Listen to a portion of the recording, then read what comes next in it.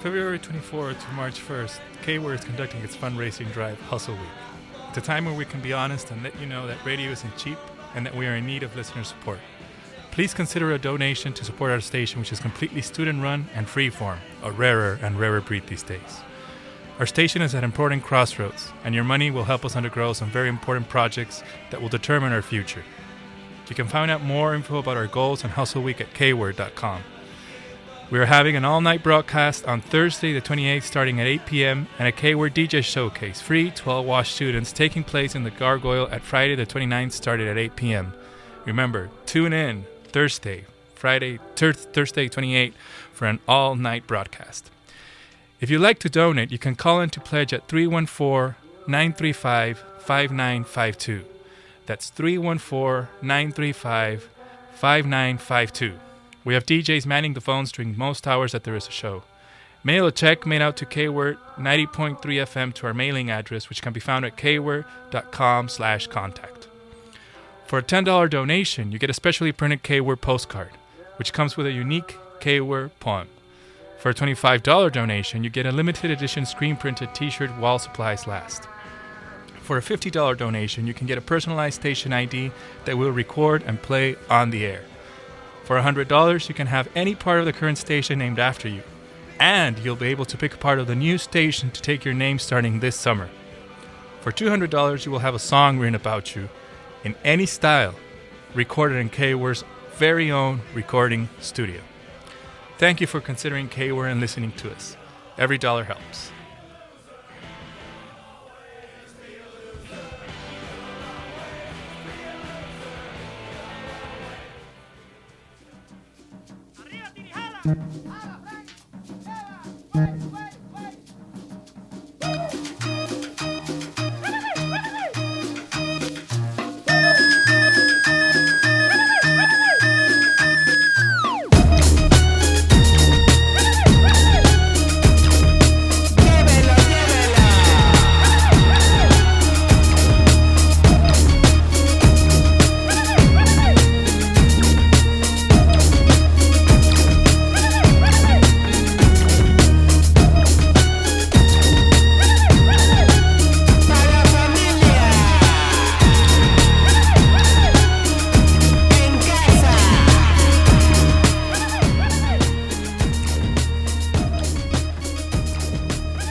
Good morning, ladies and gentlemen, boys and girls, listeners from every age, gender, or territory in the known universe that receives our signal. This is your host, Ivan Aguirre. Welcome to the program Red Sound Waves, Radio Sound Waves, your weekly news with a bit of social critique. We're listening right now to the album,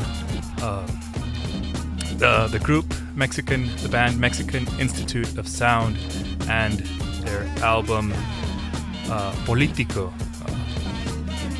The group is a very postmodern, you could say. It's a very post-national, one could also say.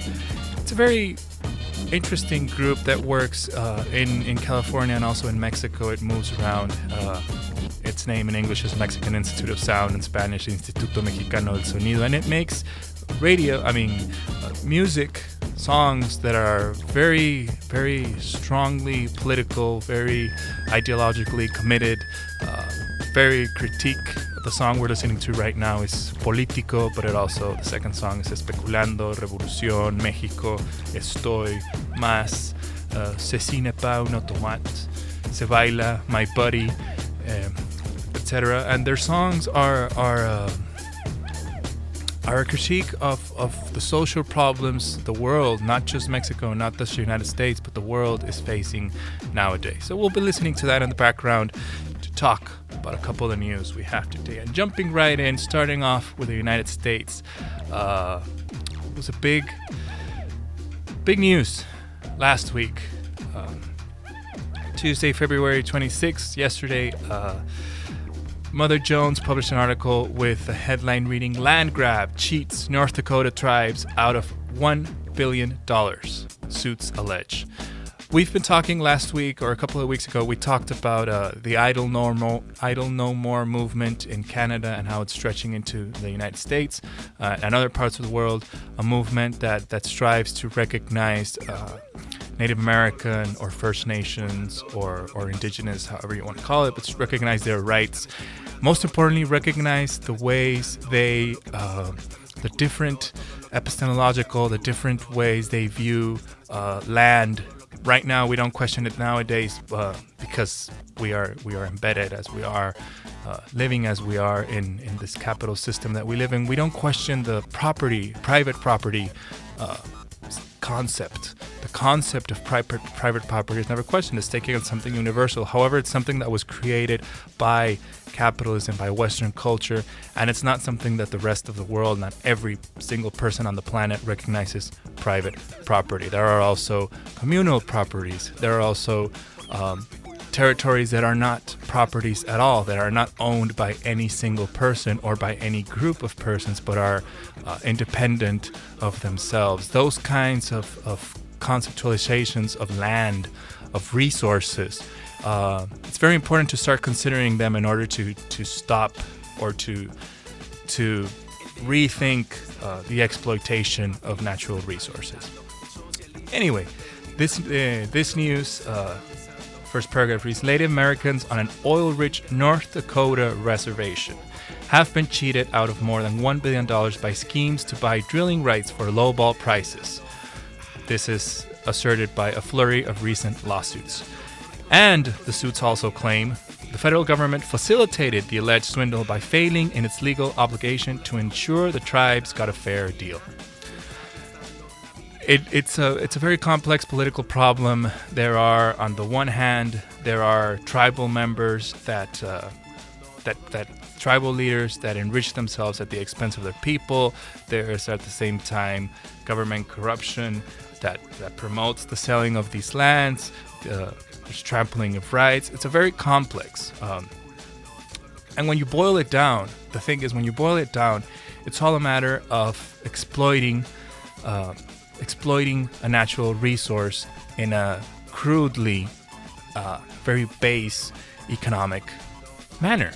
That's basically what you boil down to. And because the objective is to exploit this natural resource and obtain economic wealth, you can trample social rights, you can trample land rights, you can trample environmental rights, with all the implications of them, social rights or Native American rights leading to social problems within communities, environmental rights leading to huge environmental problems, which we'll talk about that later on in the show. There have been other developments, very sad developments in environmental issues around the world.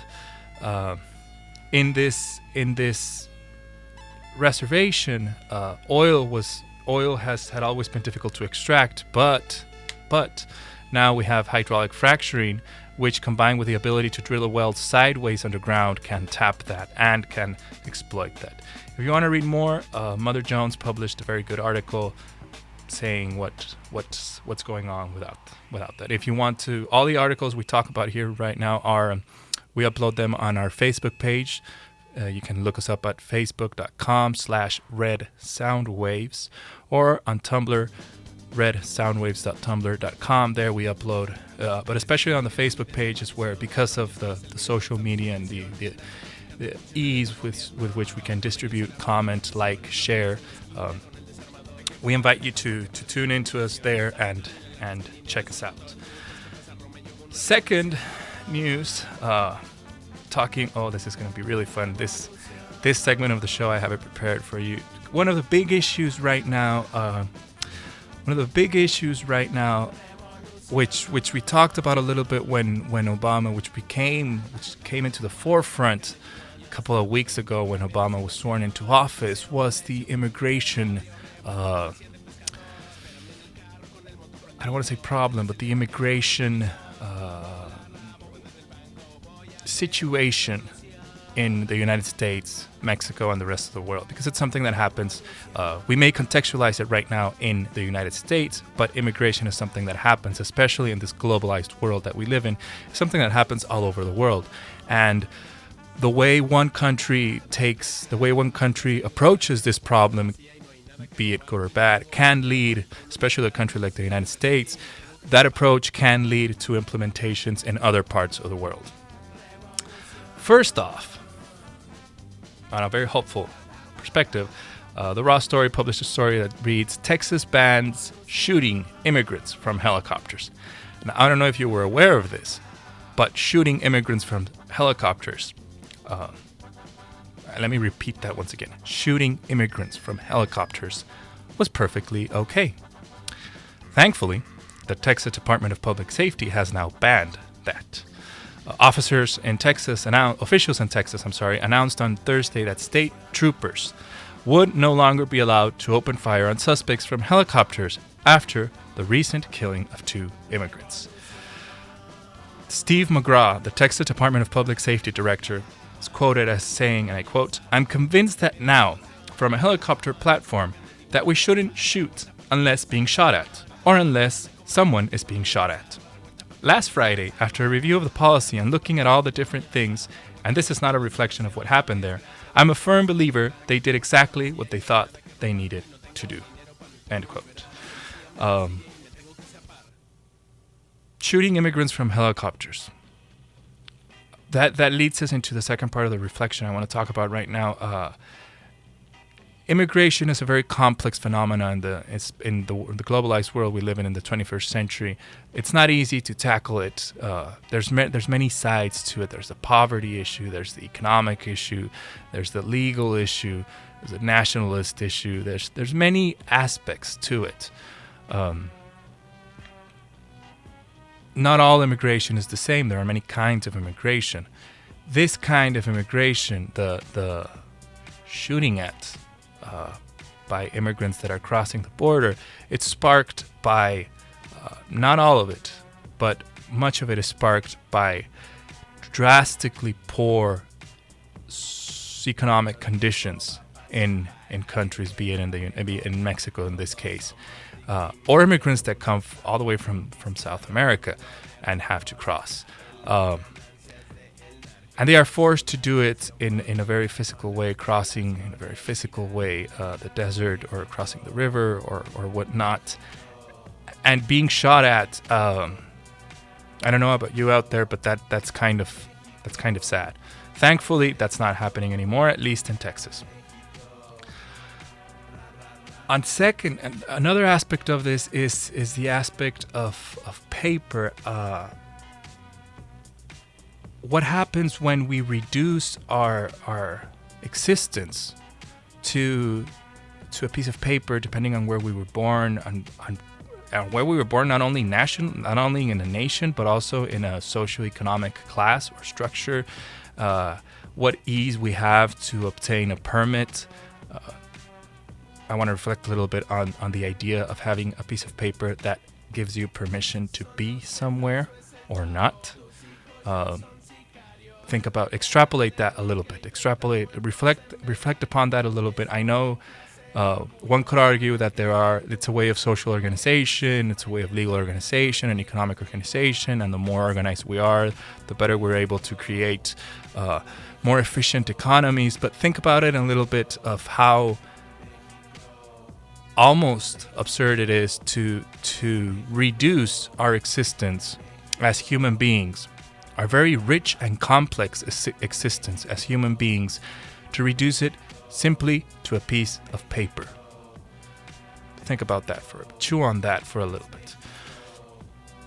And also in immigration, or closely related to immigration, the immigration issue. Last week, Supreme Court Justice Sonia Sotomayor harshly criticized a Texas prosecutor who made racially charged remarks. She slammed a racist Texas attorney. Now, in general, the legal case wasn't really solved. However, the twist Justice Sotomayor made to it puts at the forefront a very deeply ingrained racist and immigration-related bias that sticks in that is very present right now in the way we organize the political discourse or the ideological discourse or the immigrational discourse. Sotomayor was in the case. The case is basically the case of Mongani Charles Calhoun, who was convicted after he traveled with friends who were dealing drugs. Allegedly, he didn't know the friends were dealing drugs. He did not know about that. The case was that he didn't know about that. However, when Assistant U.S. Attorney Sam L. Ponder from Texas was questioning Calhoun, he said and Calhoun said he didn't know it, the U.S. Attorney Sam L. Ponder said, and I quote, "You've got African Americans, you've got Hispanics, you've got a bag full of money. Does that tell you a light doesn't go off in your head and say, this is a drug deal?" End quote. Just because you have African Americans and Hispanics and a bag full of money, that makes automatically a drug deal. Automatically. Justice Sotomayor was quoted as saying, and I quote, "By suggesting that race should play a role in establishing a defendant's guilt, the prosecutor here tapped a deep and sorry vein of racial prejudice that has run through the history of criminal justice in our nation. It is deeply disappointing to see a representative of the United States resort to this base tactic more than a decade into the 21st century. Such conduct diminishes the dignity of our criminal justice system and undermines respect for the rule of law. We expect government to seek justice, not to fan the flames of fear and prejudice." Applause for Sotomayor in that case. The case is still going on and it's not really resolved, but this narrative of racial discrimination, especially embedded in the heart of criminal justice, is symptomatic of things that must change within our society. And rushing on a little bit in Arkansas. I don't know if you were aware of this. I wasn't aware of this until very recently. In Arkansas, in 2007, I believe, a Resident Landlord and Tenant Act was passed. And that act stripped landlords of many responsibilities while at the same time burdening tenants. Currently, under that act, tenants are supposed to properly dispose of waste. Landlords have no obligations to provide them with garbage receptacles. Landlords are also not required to provide tenants with safe or sanitary property. However, they are allowed to enter their tenants' property whenever they deem fit, and they are also allowed to either expel, forcibly eject tenants from their property if they don't pay the rent promptly, or they are also able to criminalize tenants if they don't pay promptly. That is, it's the only state where Arkansas is the only U.S. state where tenants can wind up with a criminal record if they can't afford to pay their rent on time. The failure to vacate laws allows landlords, without independent investigation, to charge tenants with a misdemeanor offense and have them arrested if they fail to move out after receiving a 10-day eviction notice. Landlords can give tenants the notice after they are only 1 day late with their payment. What's the problem with this? The problem right now, we are living in a world that's living our society, our Western society, the United States, Mexico, Latin America, Europe, it's living an economic crisis. What kind of social changes are we promoting if we allow landlords to kick out their tenants if they can't pay if they're late 1 day on their payments? Are we really improving social fabric that way, or are we just creating more and more strife, especially class-related strife between rich and poor?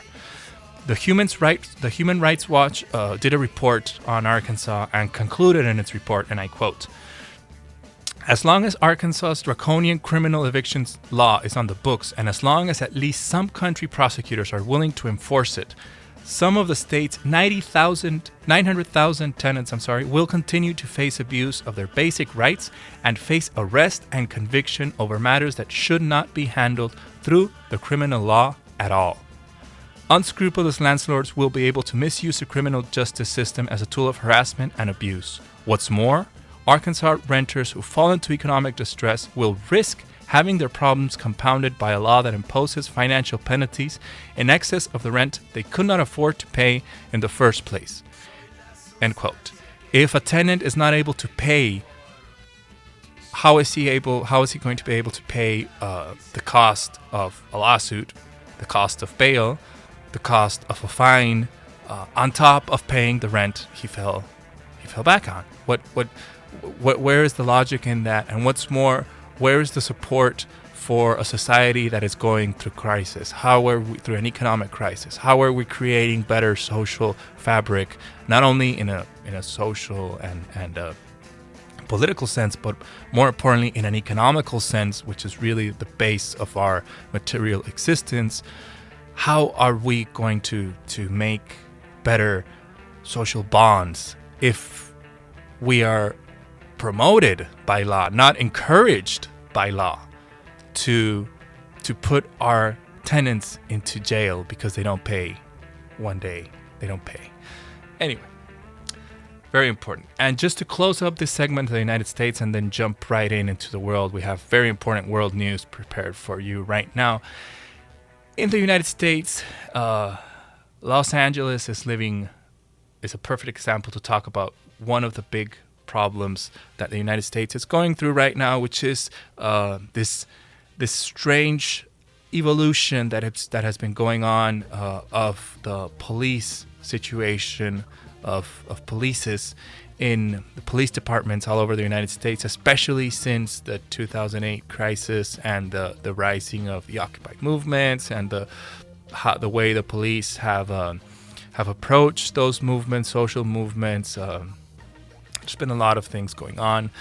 In Los Angeles, Alternate, but also the LA Times and other big Los Angeles newspapers. Right now I'm quoting from Alternate by an article written by Alex Kane. LAPD officers sold guns to civilians and gun dealers.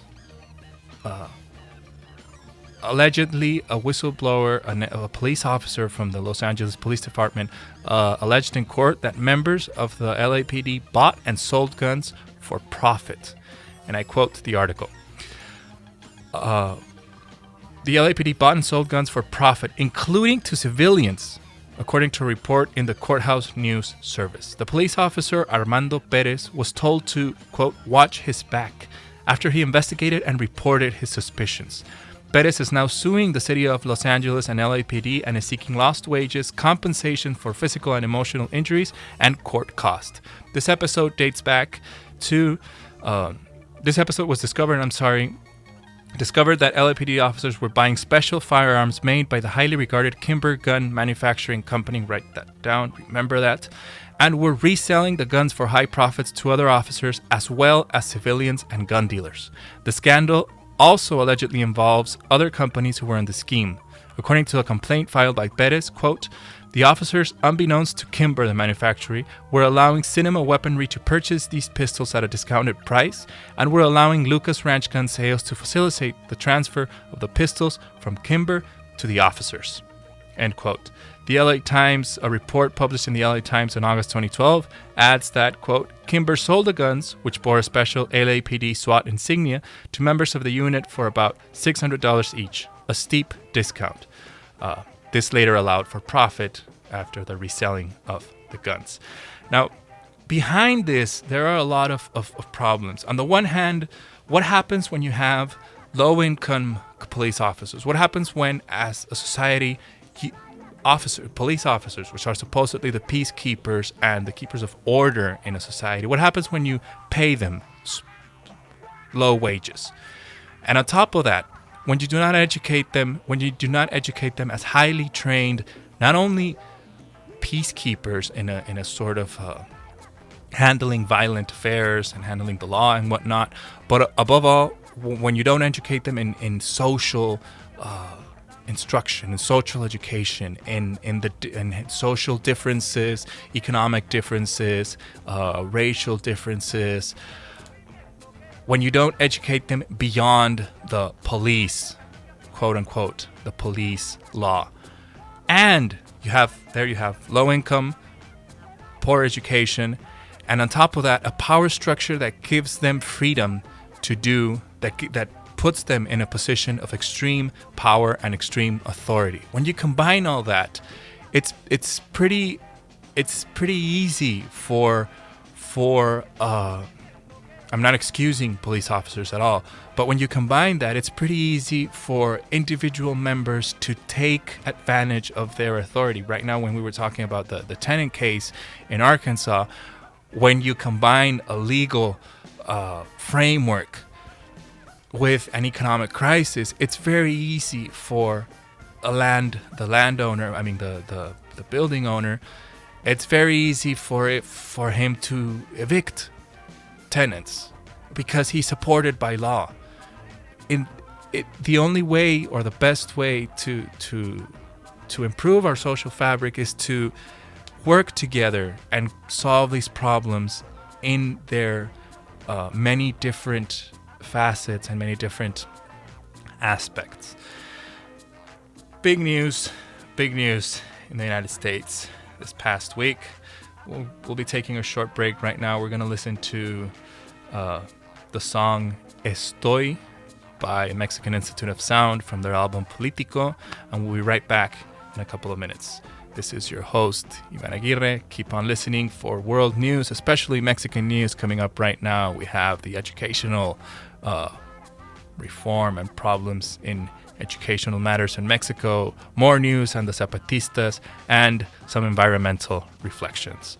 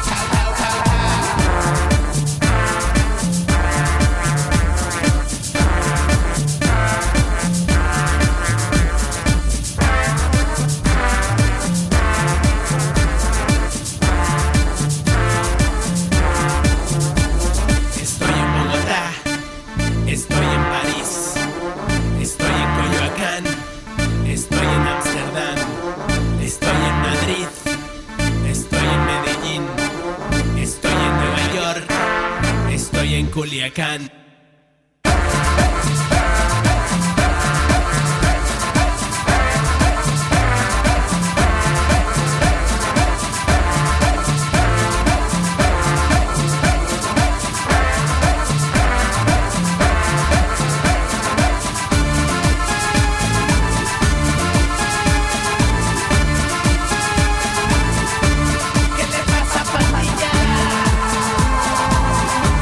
¿Qué le pasa,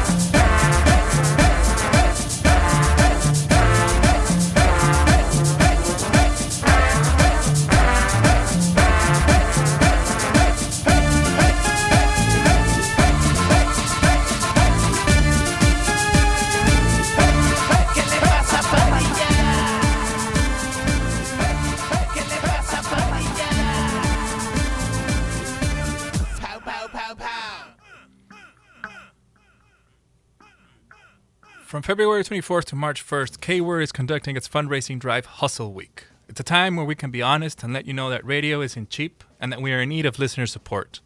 Please consider our donation to our station, which is completely student-run and free-form, a rarer and rarer breed these days. Our station is at an important crossroads, and your money will help us undergo some very important projects that will determine our future. You can find out more info about our goals and Hustle Week at kword.com. We're having an all-night broadcast on Thursday the 28th starting at 8 p.m. and a K-Word DJ showcase free to all WashU students taking place in the Gargoyle on Friday the 29th starting at 8 p.m. That is an all-night broadcast on Thursday the 28th starting at 8 p.m. and running till 8 a.m. on Friday. If you'd like to donate, you can call in to pledge at 314-935-5952. That's 314-935-5952. We have DJs manning the phones during most hours that there is a show. Mail a check made out to K-Word 90.3 FM to our mailing address, which can be found at kword.com/contact. For a $10 donation, you can get a specially printed K-Word postcard, which comes with a unique K-Word poem. For a $25 donation, you can get a limited edition screen-printed t-shirt while supplies last.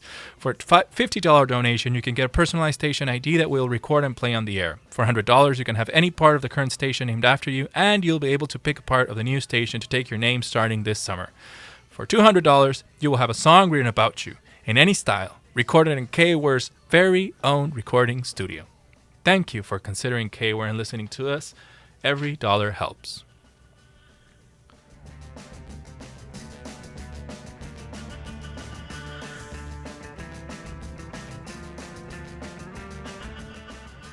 Welcome back, listeners, to Radio Sound Waves. This is your host, Ivan Aguirre. Thank you for tuning in to us. We're going to jump now to world news, a little bit of world news. To start off, General Pirate Bay leaves Sweden. Russia Today, the Russia media, published an article saying how the Swedish Pirate Party, has handed over hosting of the Pirate Bay to sister parties in Norway and Sweden after the country's copyright lobby sent a letter threatening criminal charges for hosting the controversial file-sharing website. The Swedish Rights Alliance gave the party until Tuesday to cut all ties with the Pirate Bay following threats of serious legal consequences. In a letter sent directly to the party's board members earlier this month, the Swedish Pirate Party was accused of violating copyright law by acting as an internet service provider for the popular BitTorrent sites.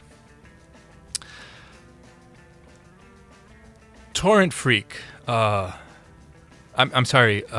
Swedish Pirate Party leader Anna Troberg hailed this shift, sad as it may seem, she hailed it as a positive sign that despite legal pressure at home, the movement is continuing to become an international platform for reforming copyright laws and patents.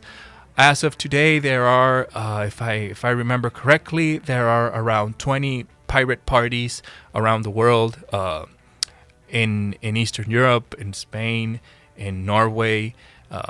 These pirate parties are springing up as a way of countering a hegemonic and extremely oppressive political structure and political way of organizing, especially the internet and internet rights, freedom on the internet, where instead of debating or considering or opening other options, there has been this increasing phenomena of imposing sort of economic frameworks on the internet. Troberg, and here I prove myself wrong, Troberg is quoted as saying, "Today there are more than 60 different pirate parties all around the world. Every cut connection to the Pirate Bay will generate 2 new connections." She goes on to say, "It would be crazy to enter a game where the rules are decided by the other team. The Pirate Party's mission is not to produce martyrs for the copyright industry. Our mission is to create long-term political change that ensures that the copyright industry in the future will not be allowed to threaten companies, organizations, and individuals into silence with our common judicial system as a weapon." She is pointing to this idea of expanding or reconceptualizing or rethinking copyrights and copyright industry and their relationship with a judicial system and their relationship with these huge transnational companies, and how the imposition of one or the other on individuals or small groups or small organizations can stop the free sharing of information, be it legal or not. Very complex issue, but it's important to talk about it and not just state or take up one certain political view, but consider other ways. And now, just before jumping into Mexico, because we have a lot of things to talk about Mexico, we have big news on the United Nations. The United Nations, strange as it may seem, can be a very problematic organization in the world. Right now, the United Nations, Slate.com published an article saying the United Nations is responsible for killing more than 8,000 Haitians since 2010. And what's worse, it's not even willing to say it's sorry. The mistake, I quote, "a killer combination of cholera and gross negligence." The peacekeeping mission, known by its French initials MINUSTAH, MINUSTAH, write that down. Think about the talking about the French peacekeeping mission and the cooperation with the United Nations. Think of the Mali intervention that has been going on, which is also carried on by French. These alliances between transnational or post-national organizations such as the United Nations and nations and military peacekeeping missions. Think of how that changes all over the world. This is not something that we're talking right now about Haiti, but it's something that happens all over the oppressed world in many, many different occasions. Anyway, the peacekeeping mission, known by its French initials MINUSTAH, had been in the country since 2004, when it was authorized to protect an interim government installed after a coup. 6 years later, thanks to a healthy dose of mission creep, the peacekeepers were still there. While rotating troops, peacekeeping means troops, just to put that clear. While rotating troops into what was now post-quake Haiti, the UN neglected to adequately screen a contingent of soldiers coming from an active cholera outbreak in Nepal. Upon arrival, the soldiers were sent to a rural UN base outside the quake zone and long known for leaking sewage into a major river system that millions of Haitians used to drink, bathe, wash, and farm. Within days of their arrival, people downstream began to die. The epidemic then exploded, sickening more than 647,000 people, and killing in its first year more than twice the number of people who died on 9/11. This was done by negligence. This was done by moving troops, not doctors, not social work, not people, not specialists in post-quake problems, not engineers, not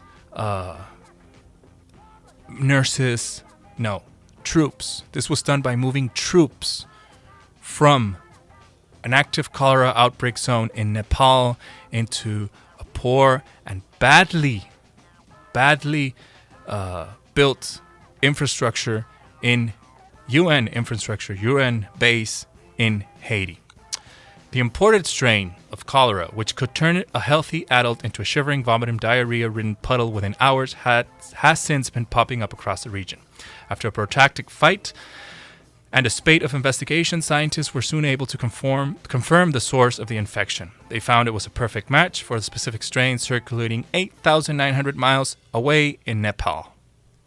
There had never been a confirmed case of cholera in Haiti before. 8,900 miles away in Nepal, there had never been a confirmed case of cholera in Haiti before. It was imported by the UN, by troops from the UN. And I take this instance to think about how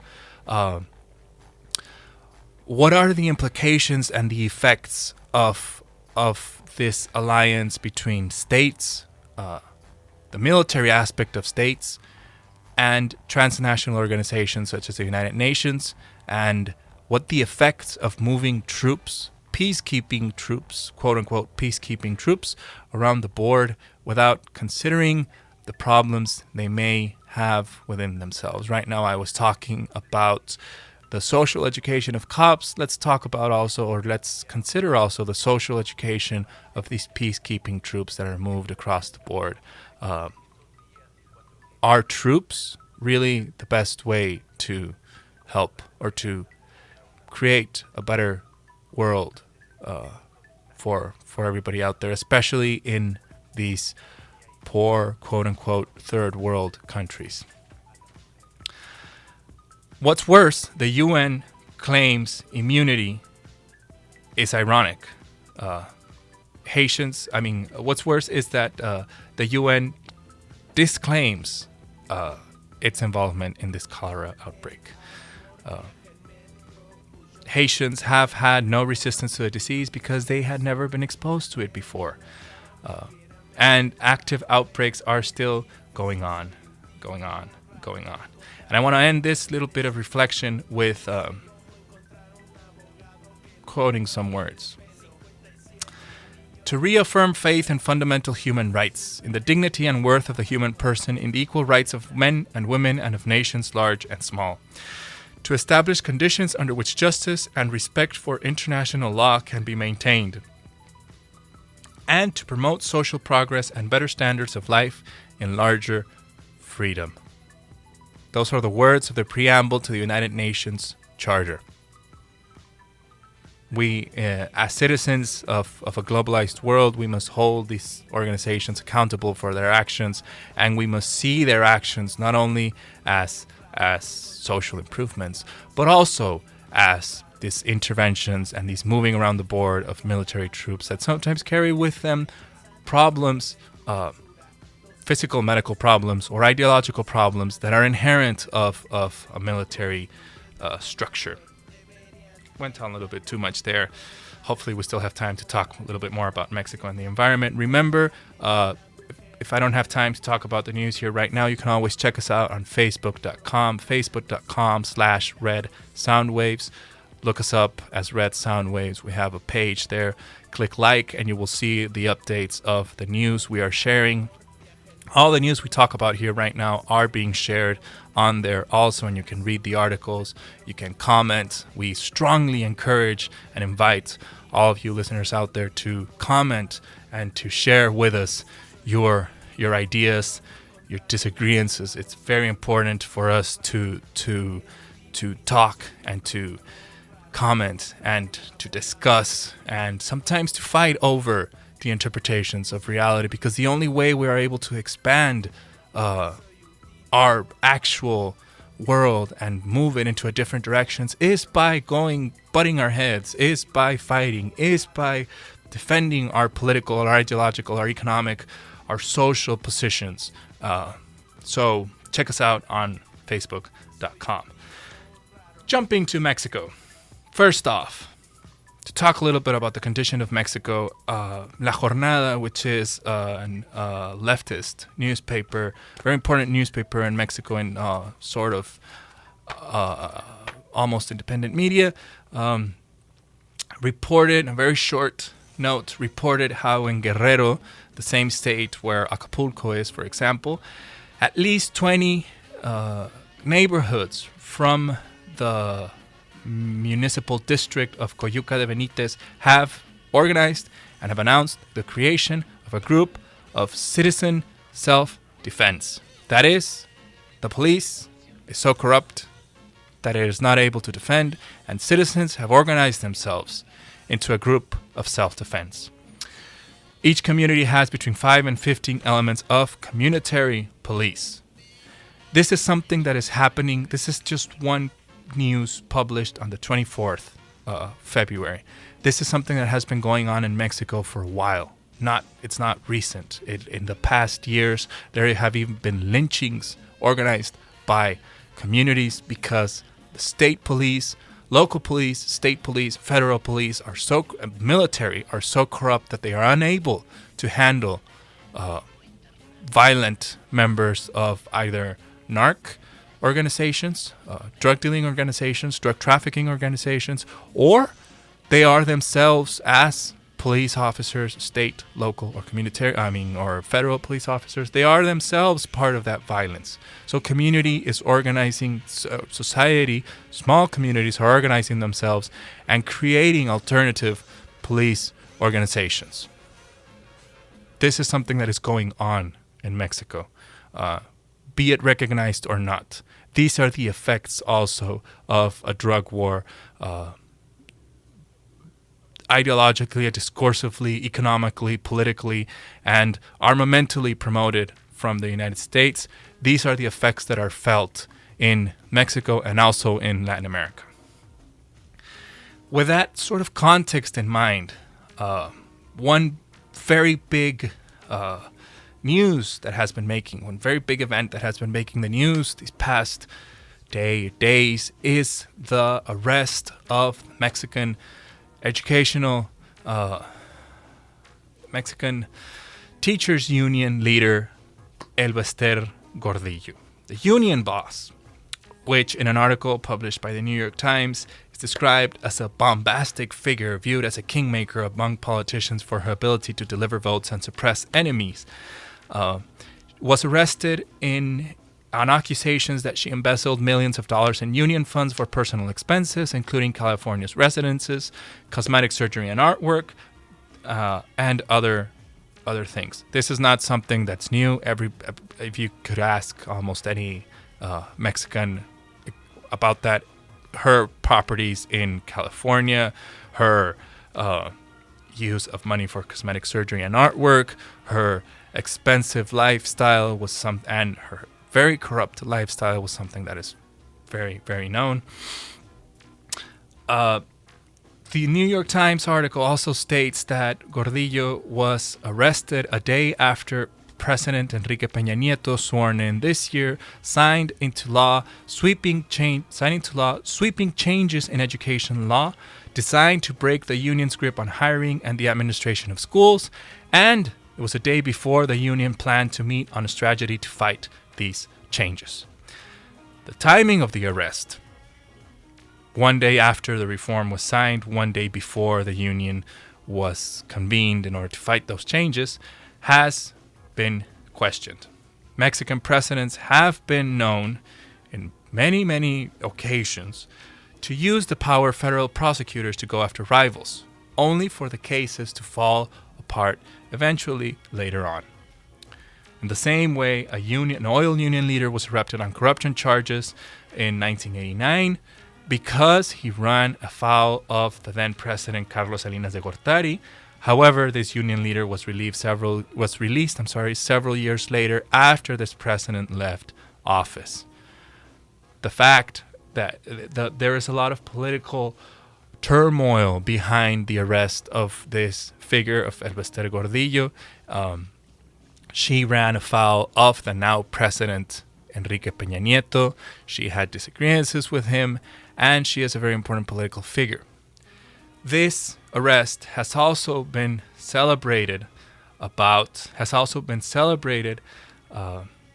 as an example of the educational reforms that the state wants to promote in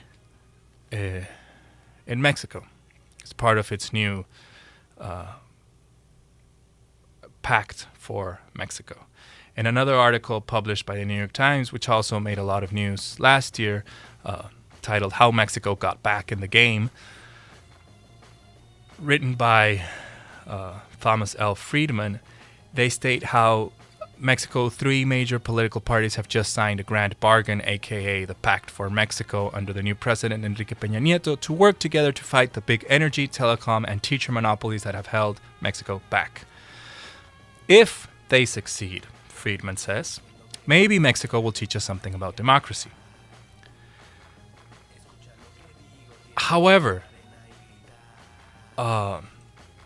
in that context, the arrest of this, and I just want to talk about this just to less than a minute. The arrest of the syndical leader without the deep reformulation of the syndical structure in Mexico invites us to question the validity or the real social changes that will come about, educational changes also that will come about from it. What does it mean when you arrest only the figurehead but leave the whole syndical structure intact? What does it mean when you simply take away the face of a syndical structure that stretches down all the way from high on up public education, higher level public educational teachers, to kindergarten teachers, to janitors, to educational workers? All of them are under the control of the syndicate. And as long as the syndicate has a strong ideological position, that's not only in the figurehead, but in the structure itself, as long as that remains unchanged, then can we really be talking about real educational reform? Or are we just talking about political fights and political battles being resolved by political actors who really do not connect to the deep and very torn tissue of society? That is something that must be reflected upon, I think, and we must think about it, and we must demand true social change, and not just simply the moving about of political actors and the moving about of political figures, but more importantly, the deep change in social structures that must be considered and must be fought. And in that sense, to put a little bit of optimism, close this program with a little bit of optimism. We're not going to have that much time to go into environment and a couple of news about environment. I strongly encourage you to go look us up on Facebook, read Sound Waves, and there's a couple of important news about drug research, climate change, permafrost, Monsanto, and not Monsanto as an excuse to talk about patenting of genetically modified organisms. We'll talk about it more next week for sure. But to keep on in thinking about changing deep social structures and helping promote true social change, we've been talking about a couple of weeks. The Zapatistas have resurged as a social organization. And in a new communique, in a new release, Zapatista women have taken voice. Zapatista women have taken voice and titled The Smallest, the Very Long Road of the Zapatistas. The Ejército Zapatista de Liberación Nacional gave testimony of women belonging to 5 caracoles Zapatistas about their direct participation in the experience of autonomous government. This concept of autonomous government is a social organization that is outside the state, much in the same way as communities created this communitarian police in order to, because of the loss of state power.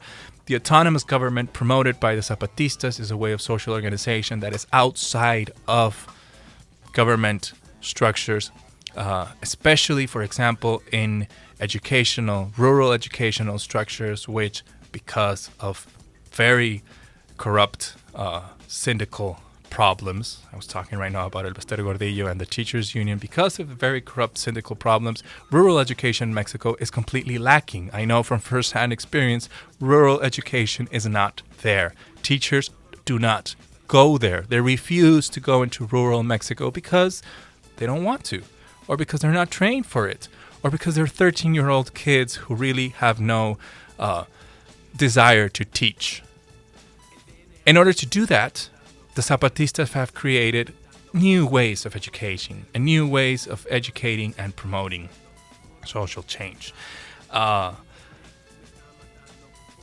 going to read 30 seconds. One of the women, translating quickly, she says, we know that from the beginning of life, women had a very important role in society, in peoples, in tribes. Women did not live like we live right now. They were respected. They were the most important for the conservation of family. They were respected because they gave life, just as we now respect Mother Earth that gives us life. In this moment, women had such an important role, but with history and with the arrival of private property, all this has been changing. When women arrived to when private property arrived, passed through a second plane, and what we now know as patriarchy, with its removal of women's rights, with its removal of earth rights, came into being. That was then, with the arrival of private property, began the reign of men. We know that with private property, three great evils came into, which was the exploitation of everybody, men and women, but mostly women, as well as women right now are exploited by the neoliberal system. We also know that with patriarchy came the oppression of men towards women because of being women, and we also suffered as women in this time because we were indigenous women. We have these three great evils, but now we are not talking about this. We are talking about how to change them. With that note, I'm gonna go now. Thank you for tuning in to us. Thank you for listening to us. Remember to look us up on Facebook, Red Sound Waves. Share with us your news. Comment on the news we share. Disagree. Share with us. The best way to create social changes is by communicating and creating social communities of difference, of acceptance of the difference we have, and figuring out how to live with them. This is your host, Ivan Aguirre. Thank you for joining us. Tune in next week.